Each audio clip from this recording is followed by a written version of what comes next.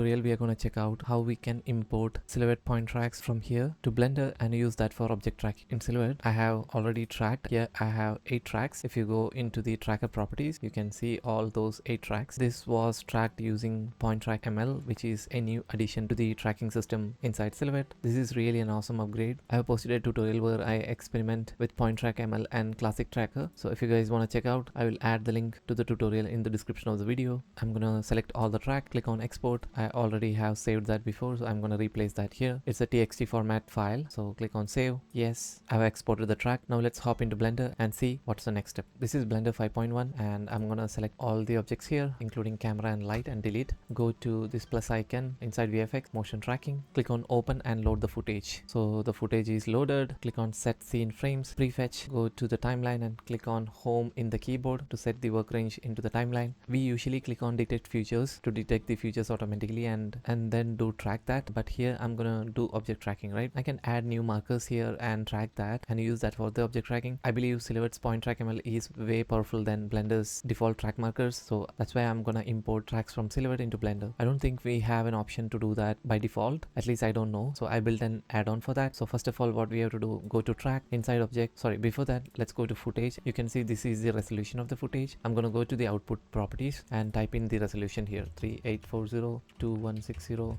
Make sure your start and end frames are exactly like your work range. So everything looks okay to me. Let's go to the track tab, click on this plus icon, creates an object. You can name that here, maybe box. By default, you won't have this option. You have to install the add-on to make it visible inside Blender. So how do we do that? Before explaining about the add-on, I'm going to show you how to import this add-on. Go to edit, preferences. Here I have already imported it. You won't see 2D track importer as an add-on here. Go to this drop down menu, click on install from disk, and I will also attach a link to download this add-on in the description of the video, as well as I will pin that to the comments. You can click on this, select that add-on and click on OK. That's it, and there we go, your add-on is installed. You can click on save preferences if you don't keep this option on. Close this, restart Blender. Coming back to the add-on, here we have a few options. The first one is choosing the track file, so I'm going to choose the same track file which I exported from Silhouette. You can see that's imported. Make sure you type in the exact start frame like it is there in Silhouette, or what's the actual start frame of your footage. After that, I made sure it's 1. Let's go to the first frame. There is also a note saying that first frame number of your clip. We have an option called import target. So we have a couple of options here. Like the first one would be cameras. If you are creating tracking markers inside here, then that would be used for tracking the camera, but I want to do object tracking here. So what I'm going to choose is click on object. Here you can see there is an option to select the object which we want this track to be imported. So I'm gonna select box here because that's what is my need. Right now you can see 0 tracks imported. That's because we still need to import the tracks into the active clip. Once I click on this button, import tracks into active clip, you can see all the 8 tracks from Silhouette will be imported into Blender. Let's click on this button.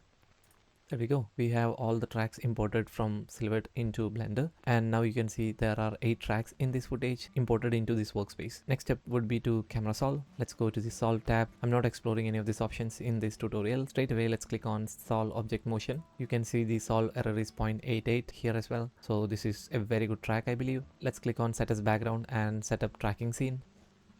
In the layout tab, you can see some changes happen, and let's go to the layout tab. Click on 0 in the keyboard. Maybe I'm going to delete all this stuff. We don't need all these layers, so I'm going to delete that as well.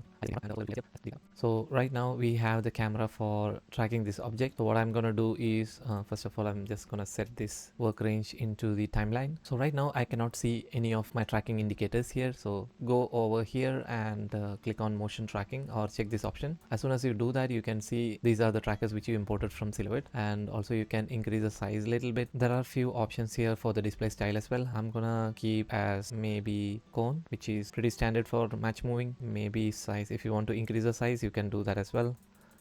These all are the settings which we need. Next step would be to create a box kind of mesh. Shift A, mesh cube. I'm gonna roughly place this. Allow me some time to do that.